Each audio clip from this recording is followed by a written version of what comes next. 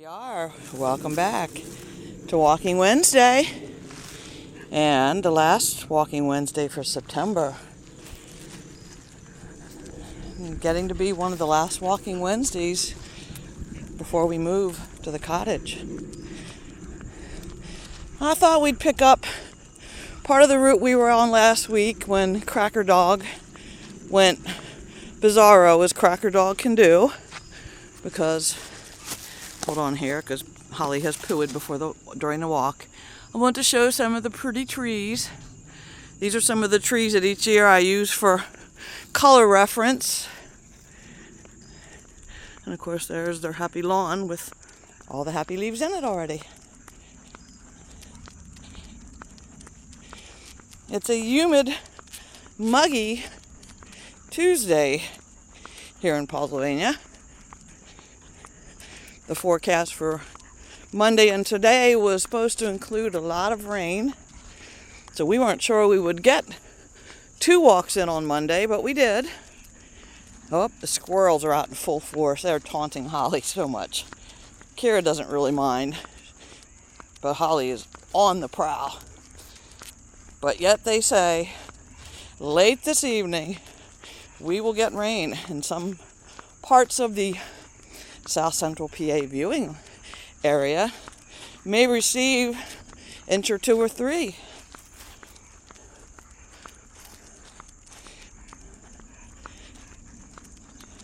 So as you recall, last week, so the little yappetizers came out, and Cousin Goofy went bouncy, bouncy, bouncy, bouncy, bouncy. I sure hope his sister, Pink Collar, is going to teach him a thing or two about not being cracker doggy.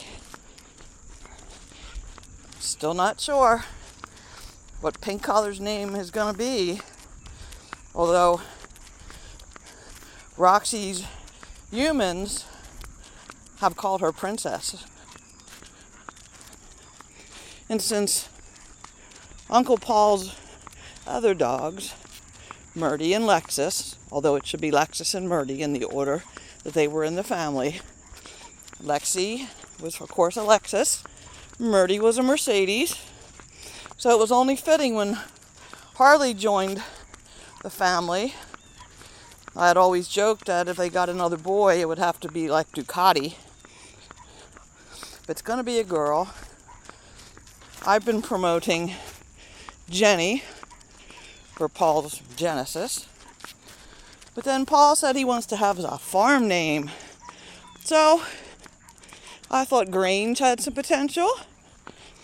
I thought Millie had some potential because the property that Roxy's humans live on has a stream in the back, as you saw on the pictures, that was used for a mill across the street. And the people who used to own Uncle Paul's farmstead, their last name was Ruby, because there's even a stone in the walling there. And the Angel Doggy Nanny's birthstone, since she was July 31st, was a ruby. And interrupting here for a bit, here is another one of the trees that we always use to show the color each year. I actually took some pictures of that on our walk earlier this week, so that'll probably be on Friday's post when we do all of our sky shots. So who knows what Cousin Pink Collar's name is going to be. It's getting closer, and they're going to be joining their respective families next week. Oh boy. I think Khyra and Holly have heard the conversation, but I'm not sure they exactly know what it really means yet.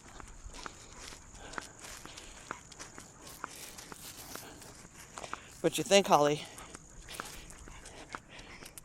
puppy will probably be bigger than you before long. Of course, you'll outweigh it by a bunch, because you are a chunky little monkey. Actually hard to believe, but according to the vet's papers, when we sprung you from Roanoke, you're the same weight as Miss Fluffy over there.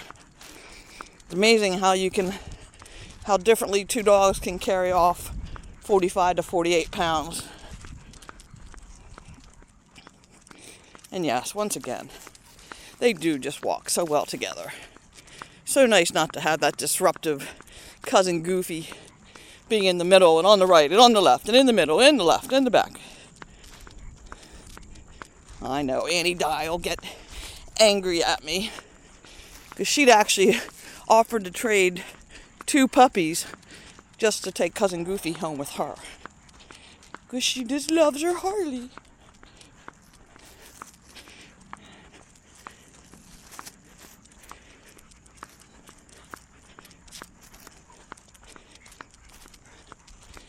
I think we might end this when we get over to the Hibiscus house because there are a few lone, straggly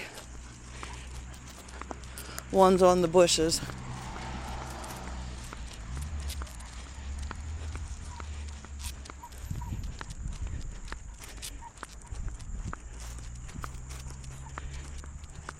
Sound like a plan, you two?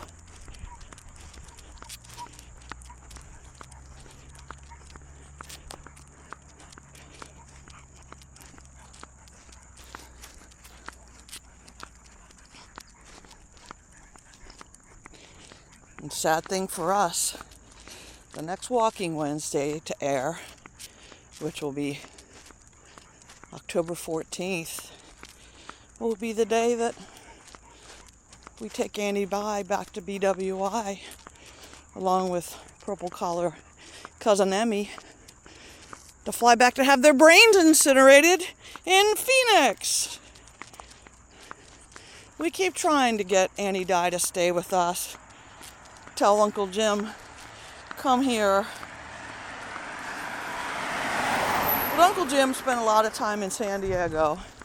Plus, he had grown up in mini Sonota. So, he's really over winter. Even his mom spends time in the cold season and goes and stays in the Phoenix area. So, see what I mean? We have a few straggler beautiful hibiscus. Gonna miss seeing them. Although I did notice that the neighbor on the one side of us does have some smaller hibiscus planted on their back patio. So once again, thanks for walking along with us. We'll spin around, take one last shot up towards the cattle playground where the corn is now, although they're taking it down section by section. So that probably means at night when no one's watching, the deer are there playing. Maybe the antelope too, but definitely the deer. Okay, ta-ta for now.